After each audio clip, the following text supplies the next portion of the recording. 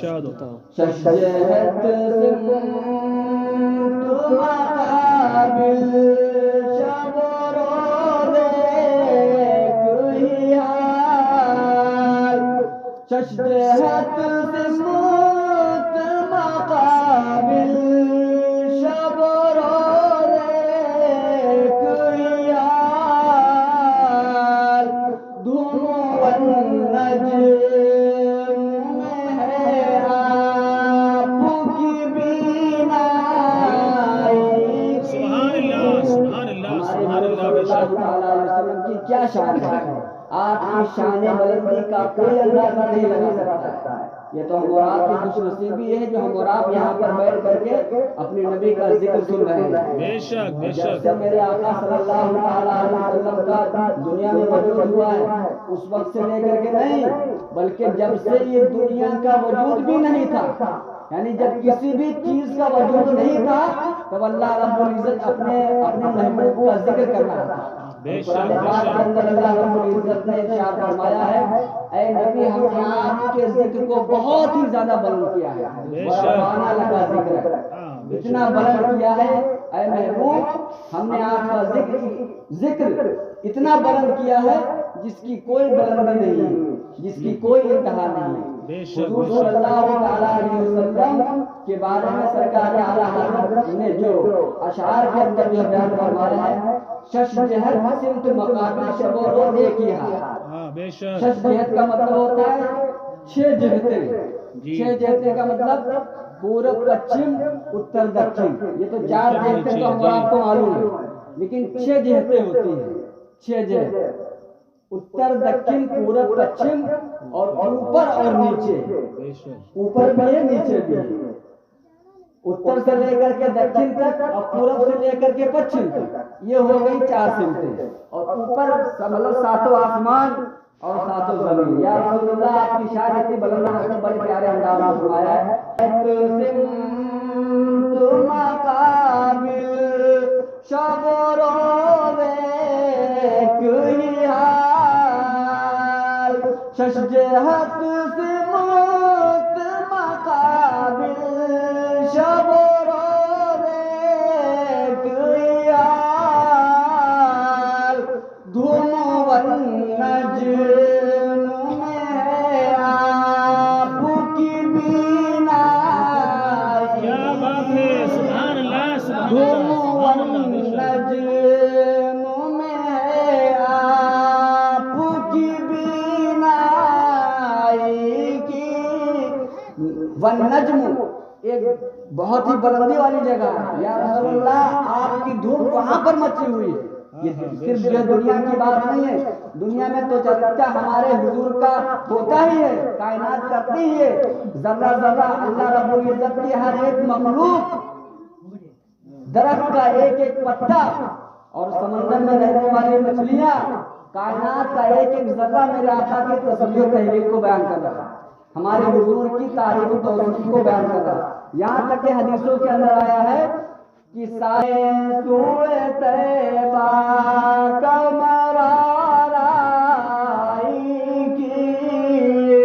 مشکل آسان الہی میری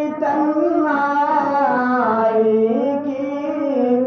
قافلے نے مدینے جانے کی تیاری جو ہے کر لی ہے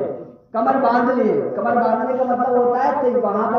کی تیاری کر لی ہے یا رسول اللہ ہماری کب حاضری ہوگی اعلیٰ حضرت کے کہنے کا مطلب یہ ہے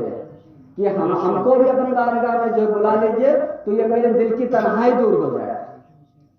میرے دل کی تنہائی دور ہو جائے اور آگے اعلیٰ حضرت جو بیان فرماتے ہیں کہ حضور صلی اللہ علیہ وسلم کی شان کا اندازہ اگر جو ہے لگانا ہے اور حضور صلی اللہ علیہ وسلم کی طاقت کا اندازہ اگر لگانا ہے تو اعلیٰ حضرت کی اس شعر سے جو لگائے قافلے نے سوئے طیبہ کا مرارائی کی مشکل آسان الہی میری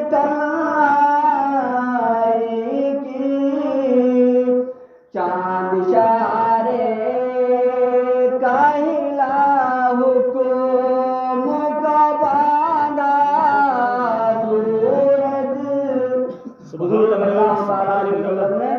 اپنی انگلی کا اشارہ کیا تھا تو چاند 2 حصوں میں بڑھ گیا تھا. یہ بات سنا ہوگا آپ لوگوں نے. اور حضور صلی اللہ تعالیٰ علیہ وسلم نے اپنی انگلی کا اشارہ کیا تھا تو ڈوبا ہوا سورج واپس آ گیا تھا. آیا تھا کہ نہیں آیا تھا؟ عصر کے وقت میں حضرت علی کی نماز عصر قضا ہو گئی تھی. تو حضور صلی اللہ علیہ وسلم سے پوچھا یا رسول اللہ میری عصر کی نماز قضا ہو گئی ہے. تو حضور صلی اللہ علیہ وسلم نے فرمایا علی تم نماز کو اپنی ادا کرو گے؟ کہا یا رسول اللہ اس سے اچھی کون بات ہے. تو میرے آقا نے اپنی انگلی کا اشارہ کیا تھا تو ڈوبا ہوا سورج اپنی جگہ پر واپس آ کر کے رک گیا تھا. وہ عصر کا ٹائم تھا. تو حضور صلی اللہ علیہ وسلم کی ایسی طاقت اللہ رب العزت نے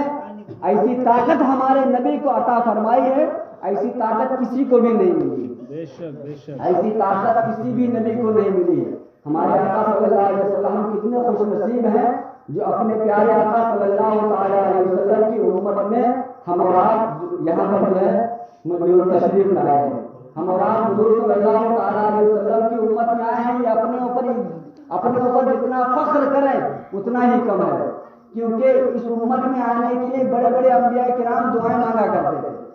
یا رسول اللہ صلی اللہ تعالیٰ علیہ وسلم ہم کو تو نبی نہ بناتا تو کوئی بات نہیں تھی, لیکن حضور صلی اللہ تعالیٰ علیہ وسلم کی امت میں ہم کو تو پیدا کر دیتا. یہی ہمارے لیے بہت بڑی بات ہے. اس امت کی بڑی خصوصیت ہے.